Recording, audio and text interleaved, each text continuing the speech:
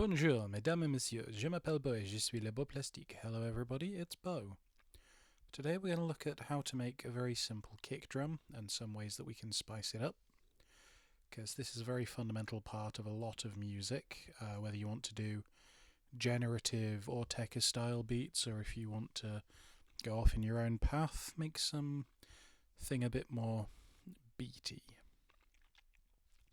So the first thing we're going to do is make a key object, because clicking is a pain. We're going to make a select 32. Didn't mention this in previous video. To make a new object, you press N. Press N and it makes a new thing for you. We're going to press B to make a button. Now when we hit spacebar, you see that the button bangs. So the next thing we're going to make is a function, and we're going to add at mode 1. This means that we can add curves. So we're going to lock the patch, going to draw in some dots. Beaux likes to put the first one at 0, 0, second one all the way up about 5.319 units across, and then we'll put an arbitrary one over there. We're going to hold down Option and we're going to curve this down. Lovely. So we're going to unlock the patch. You can do that by clicking this unlock button, or you can press Command and click in the window. We'll attach the button to the function. Then we need to make a curve tilde object. Tilde means that we're dealing with audio. What this does is takes the list of the values coming out of the function and converts it into something that things can use. So next we're going to make a cycle tilde object. We're not going to give this a frequency value for reasons that we will see now. We'll create a scale tilde because we are again working in the signal domain, or the audio domain if you will. At the moment the function is spitting out between 0 and 1. We put decimal points on there to tell this scale object that we are working with floats, because floats include decimals and will give us a very nice smooth response, where integers are whole numbers, so this would just go bleep like a square wave.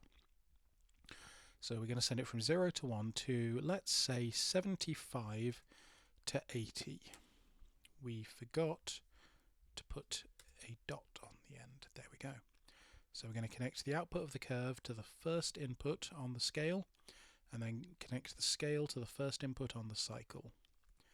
Then we're going to do a multiply, which is asterisk, tilde, because we are in the signal domain. Cycle into the left inlet, curve into the right. And then we're going to connect all of this up to an easy DAC. That's EZDAC. Lock the patch, turn on our audio. Hit spacebar, we hear a sound. Now, there are some ways that we can play with this to make it more interesting. The first thing we can do is press M for a message box, and we can give it a reset message.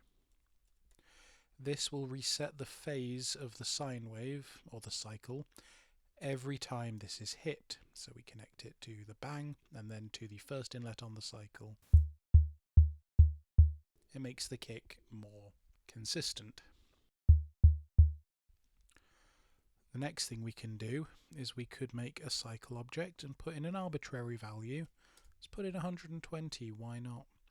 And we can connect the outlet of that into the right inlet on the cycle, which determines the phase, so whether it starts off at 0 going positive or 0 going negative or anywhere in between. This can give us a very phase modulated sound. And if we really want to, we can do a multiply tilde object. We can hold shift and drag this between the cycles. We can create a random object with, let's give it an arbitrary value of 25. Then we will divide that down by 100, because we only really want audio to go between 0 and 1 in max. And this will bring us down to 0 and 0.25. multiply the cycle signal by this, make sure that the random number is plugged into a source to trigger a randomization.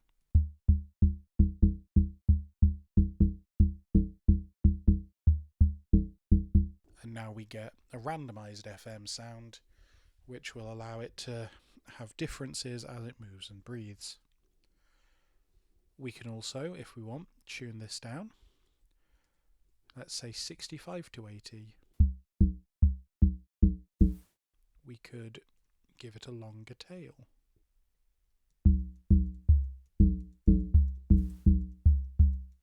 We could give it a really short tail.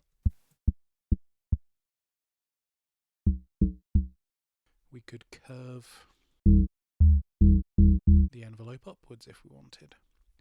There are many things that you can do with this setup that will allow you to get a variety of electronic sounding sounds. Beaux hopes that this will help you and aid you in your voyage towards making music in Max MSP.